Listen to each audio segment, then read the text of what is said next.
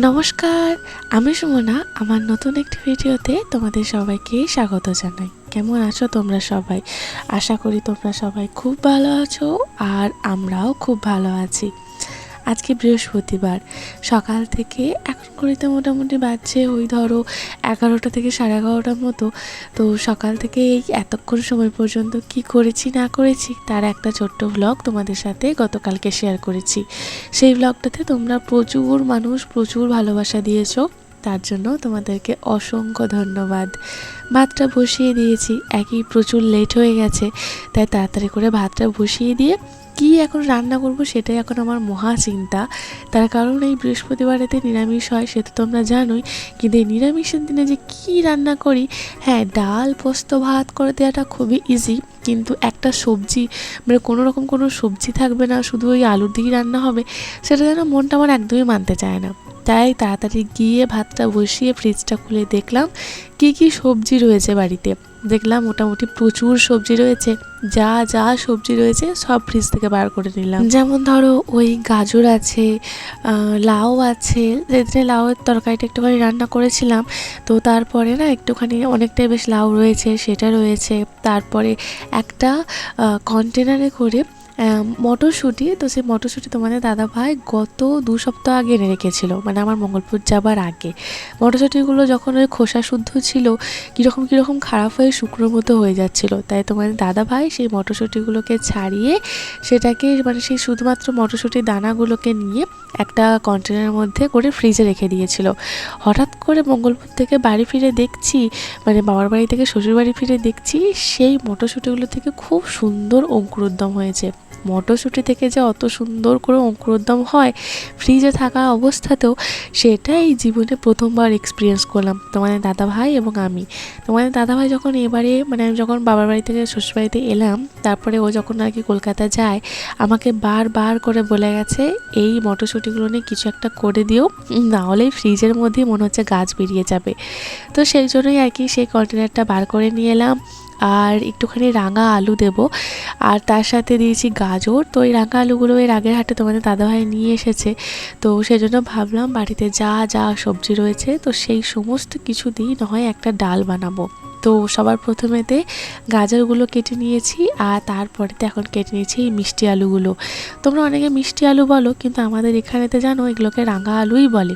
আর এগুলোকে কাঁচা খাওয়া যায়, কাঁচা খেতে এত সুন্দর লাগে। আর এর উপকারিতা যে কত রকমের, মানে এত ভালো একটা সবজি, মানে সে আর তোমাদেরকে কি বলি।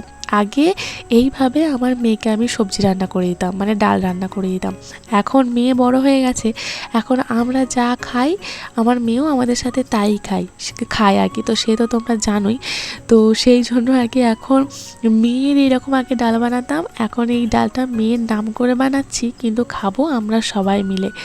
সজনে ডাঁটাও দেবো এর সাথে। আর এই সজনে ডাঁটা যে কত উপকারিতা, মানে এই মোরিঙ্গা করে তো সব ডাক্তাররা এখন পাগল। ফোন খুললেই রিলস করলেই কোনো হেলথ রিলেটেড কোনো রিলস সামনে এলেই এই মোরিঙ্গা।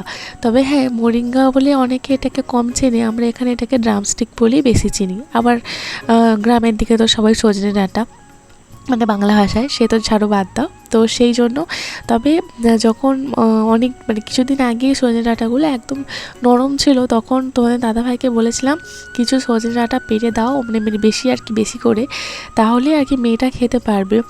কারণ অস্মিতা এখন তো চিবিয়ে ডাঁটা খাওয়ার মতো অত বড় হয়ে যায়নি, তো সেই জন্য আর কি। কিন্তু এখন দেখো কয়েকদিন আগেই এই সজনে ডাঁটাগুলো একদম নরম সরু ছিল, আর এখন কি পরিমাণে মোটা হয়েছে। এই দেখো সমস্ত সবজি, আর এই দেখো মটরশুঁটিগুলোর মধ্যে বলছিলাম না অঙ্কুরোদ্গম হয়ে গেছে, কীরকম অঙ্কুরোদ্গম হয়েছে দেখো। তো এর মধ্যে আমি সমস্ত সবজি দিয়েছি, মানে সামান্য একটু আলু দিয়েছি, মানে আলুর পরিমাণ সেই নেই বলতে গেলে। পুরো 1 জামবাটি সবজি কেটেছি, আর এটা দেখে আমার এত ভালো লাগছে, মানে একটা বাটি ভর্তি শুধু সবজি, ভীষণ ভালো লাগছে জানো। আর যতবারই আমি এই রান্নাটা রান্না করি ততবারই আমার মন থেকে ভেতর থেকে একটা স্যাটিসফ্যাকশান কাজ করে যে আমার মেয়েকে আমি যা হোক 1 বাটি সবজি তো অন্তত খাওয়াতে পারলাম। কিছু পারি আর না পারি। তো যাই হোক, চলো সবার প্রথমে মুগ ডালটাকে একটুখানি ভেজে নিচ্ছি। তার কারণ তোমরা তো জানোই যে মুসুরির ডাল আর কি আঁশ, তো যেদিন যে কোনো নিরামিষ রান্নার দিনে তো মুসুরির ডালটা তো আর হয় না।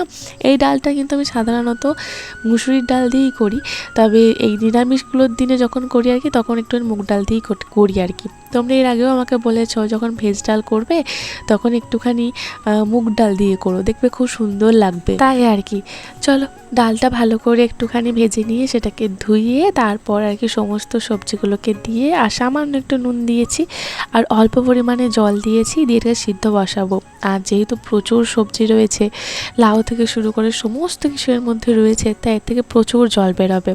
আগে আমি এই যখন কোনো কিছু সিদ্ধ করতে দিতাম সবজির, তার সাথে এই জলের রেশিওটা ঠিকঠাকভাবে বুঝতে পারতাম না, কিন্তু এখন মোটামুটি আর কি কন্ট্রোল করতে পারি, মানে বুঝতে পারি আর কি। যাই হোক, চলো এবারে মশলাটা কষিয়ে নেবার পালা। মানে একদিকে ভাত বসিয়েছিলাম আর একদিকেতে ওই সবজিটাকে সিদ্ধ করতে বসিয়েছিলাম। মোটামুটি সব কিছুই হয়ে গেছে, তো তারপর এবার মশলাটা কষিয়ে নিচ্ছি। তবে মশলা আজকে ডালে সেরকমভাবে কিছু দিইনি, শুধুমাত্র তোমরা দেখতেই পেলে শুধুমাত্র আদা বাটা দিয়েছি আর নুন, হলুদ আর এই টমেটো, আর কোনো কিছুই এর মধ্যে নেই। তো মানে সর্ষের তেলের মধ্যে সব কিছু দিয়েছি। আর মানে এটা সত্যি মানে নিরামিষ রান্না করছি বটে, কিন্তু এত সুন্দর রান্না হয়েছিল। তোমাদের দাদাভাইও পরে আর কি এসে খেয়েছিল, মানে এত সুন্দর এটা সবজিটা, এই সবজিটা খেতে তোমাদের দাদাভাই ভীষণ পছন্দ করে। আর এই যে দেখো ডালটা কত সুন্দর সিদ্ধ হয়ে গেছে।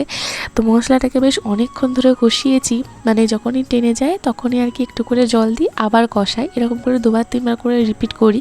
তো সুন্দরভাবে কষিয়ে নেবার পর সিদ্ধ করা সবজিটা বা ডালটা এর মধ্যে দিয়ে এবারে এর সাথে মশলাটা যেহেতু মিশিয়ে দিয়েছি, এটা কিছুক্ষণ আমি ফোটাবো, কারণ এটার থেকে আর কি একটু মশলা গন্ধ ছাড়বে আর কি, তো সেটা তো ভালো নয়। তো সেজন্য একটুখানি ফুটতে দিই। আর তবে এই রান্নাটা একটু মিষ্টি মিষ্টি হয়, তো সেজন্য সামান্য একটু গুঁড়ো আমি এর মধ্যে অ্যাড করব, সামান্য, খুবই সামান্য, মানে যৎসামান্য যাকে বলে, কারণ এর মধ্যে তো প্রচুর সবজি পড়েছে। আর সবজি দিলে দেখো সব সবজির স্বাদ তো বিভিন্ন রকমের, মানে বিভিন্ন সবজির স্বাদ বিভিন্ন রকমের, তো সবটা ব্যালেন্স করার জন্য একটুখানি গুড় দিতে হয়। নুনটা একটু কম লাগছিল, তাই নুনটাও একটুখানি এই সময়তেই দিয়ে দিলাম। এই দেখো ডালটা আমার সুন্দরভাবে রেডি হয়ে গেছে। কত সুন্দর না দেখতে লাগছে বলো। তবে এই ডালটা শুধুমাত্র যে তোমরা ভাতের সাথে খেতে পারো এমন না, অনেকে জানো তো এই ডালটা মানে রুটি, পরোটা এইগুলোর সাথেও খাওয়া যায়, খুব সুন্দর। আর একটু মিষ্টি মিষ্টি হয়, তো অসুবিধা কোনো কিছুই হয় না। আর গুড়টা আমি একদম অল্প দিলাম আরও একটা কারণে, কারণ এর মধ্যে একটু গাজর আছে, আবার রাঙা আলু মানে মিষ্টি আলু আছে, মানে সবটাই তো মিষ্টি, তাই সেরকমভাবে আর কোনো কিছু দিলাম না, মানে ওই অল্প একটুখানি দিলাম। চলো সমস্ত কিছু করতে করতেই ঘড়ির কাঁটা যে কত স্পিডে ছুটছে আসে, আর আমি তোমাদেরকে কি বলবো। মানে আজকে আমি ডাল তো করেছি প্রেশার কুকারে একদম সিটি দিয়ে, পোস্তটাও করবো কিন্তু প্রেশার কুকারে সিটি দিই। ডালটা নামিয়ে নেবার পরই আমি ওই পোস্তর জন্য তাড়াতাড়ি করে আলুগুলো কেটে নিয়েছিলাম, মানে ডালটা যতক্ষণ আর কি ফুটছিল তো কেটে নিয়েছিলাম। তো তারপর আমি ওই ডালটা যখন আর কি মশলার সাথে কষাতে গেলাম, তো তখনই আর কি প্রেশার কুকারটা যখন খালি হলো তখন ওর মধ্যেই পোস্তর আলুগুলো ভরে দিয়ে সিটি দিতে বসিয়ে দিয়েছিলাম। ওটা মোটামুটি এখন সিটি বসে গেছে, তো সেই ফাঁকে আমি এখন একটুখানি পোস্ত বেটে নিলাম। পোস্তটা বেটে নেবার পর আর কিছু লঙ্কাও বাটবো, কারণ জানো পোস্ত একটু ঝাল ঝাল না হলে আর কি পছন্দ করে না কেউ, মানে আমার শ্বশুর শাশুড়ি এরা সবাই আর কি একটু পোস্ত ঝাল ঝালই পছন্দ করে। মেয়েরটা তুলে নেবো, তারপরে আর কি দেবো। চলো ভাত হয়ে গেছে, ডাল হয়ে গেছে, আর ওদিকে জানো মহারানী আমার তাণ্ডব চালাচ্ছে, কারণ ওর প্রচুর খিদে পেয়েছে। সেই সকালবেলায় ওকে খাইয়েছি, তারপর সেন্টার গিয়েছিল, এসেছে, তারপরে এসে ওকে একটুখানি আমি মানে ফল কেটে দিয়েছি, কিন্তু ফলটা আর কতক্ষণ আর পেটে থাকে বলো। ও আমাদের ওখানে তো জানো বলে সবাই যে বাচ্চারাদের নাকি হাঁসের পেট, মানে হাঁসেরা যেমন এই খায় আবার হজম হয়ে যায় আবার এসে খায়, তো সেই রকম মতো আর কি বাচ্চারাও ঠিক সেই রকম। আর এখন ঘড়ির কাঁটায় পুরো 1:15 বাজছে, তখনও আমার পোস্তটা হয়নি। আর আমি অস্মিকে সেই বলছি একটু দাঁড়া, পোস্তটা হয়ে গেলেই তোকে আমি খেতে দেবো, কারণ অস্মি রানী পোস্ত খেতে খুব ভালোবাসে। তো বানাচ্ছি যখন, না হলে একটু ওই যে সবজি ডালটা বানালাম ওইটা দিয়ে দিলি আর কোনো কিছু দরকার পড়ে না, ওই পোস্তটা আর শুধুমাত্র মানে কি বলবো অস্মি খেতে ভালোবাসে, সেই জন্যই আর কি। অস্মির জন্য তাড়াহুড়ো করে একটুখানি তুলে নিয়ে কাঁচা লঙ্কা বাটাটাও দিয়ে দিলাম। বাস পোস্ত আমার একদম রেডি, শুধু একটুখানি নুনটা চেখে দেখে নিয়েছিলাম ঠিকঠাক আছে কি না, তারপরে দেখলাম একদম ঠিকঠাক আছে। মেয়ে মানে সেই গাছ খাই বাতা খাই করছে, মানে এত পরিমাণ ওর খিদে পেয়েছে। প্রচুর পরিমাণে তাণ্ডব চালাচ্ছে, ওকে আমি কিছুতেই আটকে রাখতে পারছিলাম না, তাই বাধ্য হয়ে রান্নাঘরের এখানেতে বসিয়ে দিলাম। তুই এখানে বসে থাক, তুই খেলা কর। আর একবার বিস্কুটের কৌটো নিয়ে আসছে, একবার চিনির কৌটো নিয়ে আসছে, মানে ওর এতটা পরিমাণে আর কি খিদে পেয়েছে। মানে অস্মিতানির যখন খিদে পায় তখন ওর দিক বিদিক শূন্য হয়ে যায়, মানে হাতের কাছে যা পায় তাই খেয়ে নেয়। আর এই খাওয়ানোর জন্য আমি কত কিছুই না চেষ্টা করি, মানে যখন ভাত নিয়ে বসি, মুড়ি নিয়ে বসি, খাওয়া খাওয়া করতে করতে পাগল হয়ে যায়। আর এদিকে দেখো মেয়ে আমার খিদে পেলে শুধু মানে ভাত মুড়ির দিকে নেশা নেই, এই বিস্কুট এটা ওটা, মানে এদিকে শুধু টুকটাক আর কি মুখ চালানোর জন্য ওরকম করে, যেটা একদম খুবই খারাপ, খিদেটাকে একদম নষ্ট করে দেয়। তাই বাধ্য হয়ে আর কি এখানেতে নিয়ে আসা। চিয়া সিডের একটা কৌটো রয়েছে, চিয়া সিডের কৌটো থেকে বারবার চিয়া সিড খুলছে আর সেইগুলোকে ছড়াচ্ছে। মানে এখানটাতে বসেও আমার শান্তি নেই জানো, অনেক বকাঝকা করছি আর তার সাথে সাথে অস্মির জন্য খাবারটাও রেডি করে নিচ্ছি। যেহেতু আমি আজকে খুব সকালেই স্নান করে নিয়েছি, ওই যে জামা কাপড়গুলো ওয়াশ করছিলাম তো তখনই আমি স্নানটা করে নিয়েছি, তাই আর কি এখন তার স্নান তাড়াতাড়ি করে রান্না করে তার স্নান করার সময় মানে সেটা তো আর আজকে হবে না, তো সেই জন্যই আর কি আমার কাঁধেতে এই কি বলবো অস্মির এই টাওয়ালটা ছিল। মানে অস্মিকে স্নান করিয়েছি এই রান্নাবান্নার মাঝখানেই স্নান করিয়েছি, আমার কাঁধে যে টাওয়ালটা রয়েছে আমি জানি না মানে আমি নিজেই রেখেছি, কিন্তু বেমালুম বলে গেছি এই কাঁধে এই তোয়ালেটাকে নিয়েই আমি এতক্ষণ ধরে রান্না করছিলাম। তারপর হঠাৎ করে কাঁধের দিকে নজর যেতে দেখছি যে তোয়ালেটা তো রয়েছে। আমার মাথা রে, আমার মাথা রে, আমার মাথা।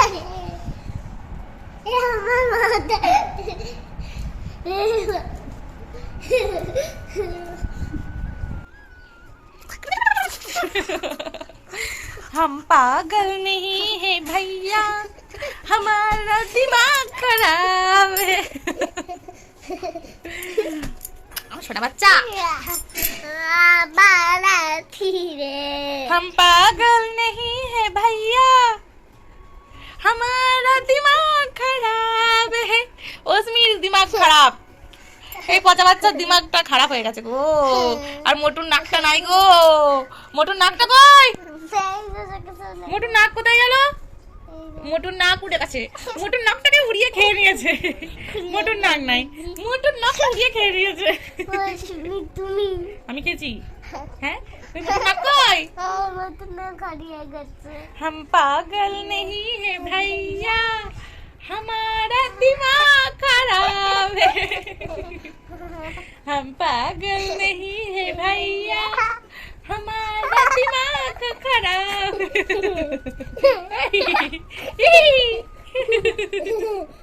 মেয়েকে খাওয়ানোর পর মেয়ের কাছে একটুখানি শুয়েছিলাম, মানে আমি এখনও খাইনি।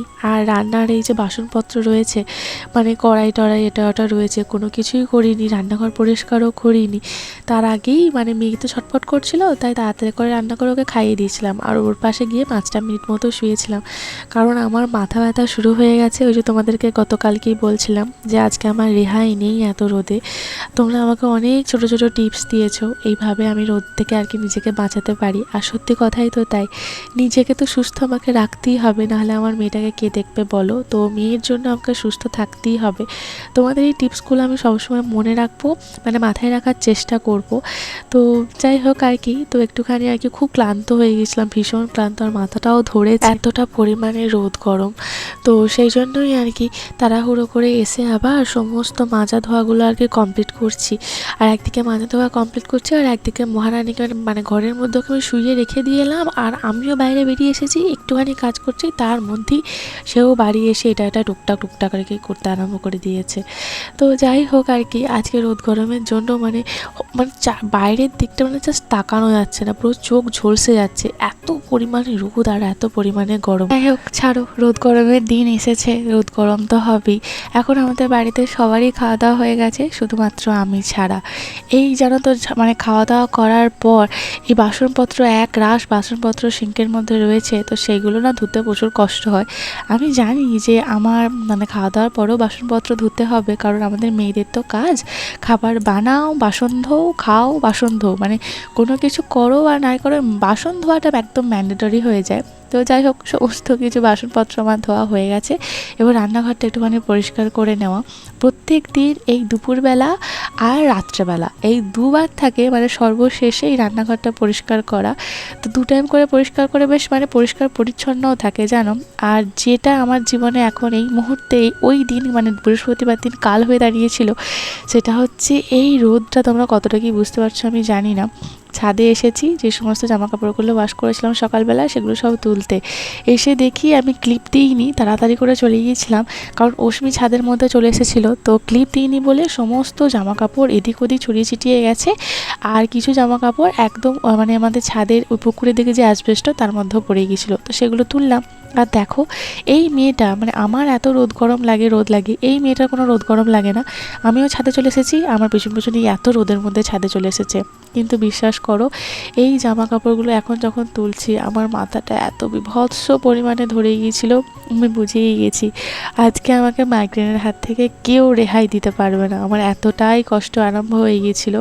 অশ্মিকে তাড়াহুড়ো করে তাড়াতাড়ি করে বললাম বাড়ি চ, মানে নিচে চ। আর এই দেখো কত জামা কাপড় আমি আজকে ওয়াশ করেছি। ভাবছি কি একটা ঠান্ডা জায়গার মধ্যে আমি লাইট সমস্ত কিছু অফ করে কোনো কথা বলবো না, কোনো কিছু না, চুপচাপ শুয়ে থাকবো।